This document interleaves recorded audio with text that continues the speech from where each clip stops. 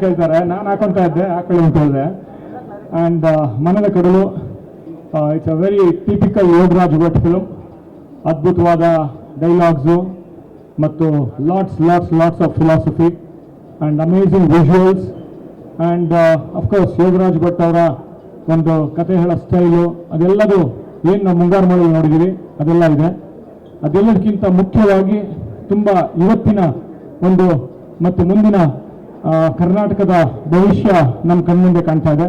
ಅದು ಸುಮುಖ ಮೂಲಕ ಇರ್ಬೋದು, ಮತ್ತು ಅಂಜಲಿ ಮೂಲಕ ಇರ್ಬೋದು, ಮತ್ತು ರಾಶಿಕಾ ಮೂಲಕ ಇರ್ಬೋದು. ಆಲ್ ತ್ರೀ ಆಫ್ ದಮ್ ಅದ್ಭುತವಾದ ಪರ್ಫಾರ್ಮೆನ್ಸ್. ಆ್ಯಂಡ್ ನನ್ನ ಮಗನ ಸೀನಿಯರ್ ಸ್ಕೂಲಲ್ಲಿ ಸುಮುಖ, ಆ್ಯಂಡ್ ಅದೇ ಸೀನಿಯರ್ ಥರನೇ ಆ್ಯಕ್ಟ್ ಮಾಡಿದ್ದಾರೆ. And lot of energy and lot of talent, ಅದ್ಭುತವಾದ ಪ್ರತಿಭೆ.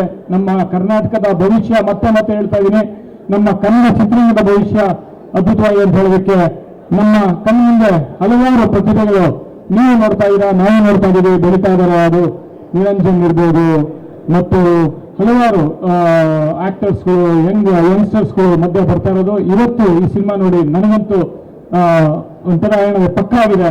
ಕರ್ನಾಟಕದ ಕನ್ನಡ ಚಿತ್ರರಂಗ ಒಂದು ಭವಿಷ್ಯ ಅದ್ಭುತವಾಗಿದೆ ಅಂತ. Sumukha fantastic performer. And Anjali ನನಗೆ ಸರ್ಪ್ರೈಸ್ ಮಾಡಿದ್ದಾರೆ.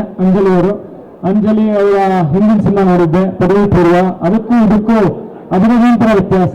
ಯಾಕೆಂತಂದ್ರೆ ಅಂಜಲಿ ಇದರಲ್ಲಿ ಒಂದು ಒಬ್ಬರಿಕೆಯ ಪಾತ್ರ, ಒಂದು ಅದ್ಭುತ ಪಾತ್ರ. ಕನ್ನಡ ತುಂಬಾ ಜಾಸ್ತಿ ಬಿಟ್ಕೊಡಲ್ಲ, ನೋಡಿ ಚೆನ್ನಾಗಿ ಮಾಡಿದ್ದಾರೆ. ಮತ್ತು ಎಮೋಷನಲ್ ಕ್ಯಾರೆಕ್ಟರ್ ಅಲ್ಲಿ ರಾಶಿಕಾ ಅವರು ಮಿಂಚಿದ್ದಾರೆ, ಮತ್ತು ಯೋಗರಾಜ್ ಭಟ್ ಅವರು ಈ ಮೂರು ಜನದ ಒಂದು ಪ್ರತಿಭೆಯನ್ನ ಪರದೆ ಮೇಲೆ ಅದ್ಭುತವಾಗಿ ತೋರಿಸಿದ್ದಾರೆ. ಮತ್ತು ಸಾಂಗ್ಸ್ ತುಂಬಾ ಚೆನ್ನಾಗಿದೆ.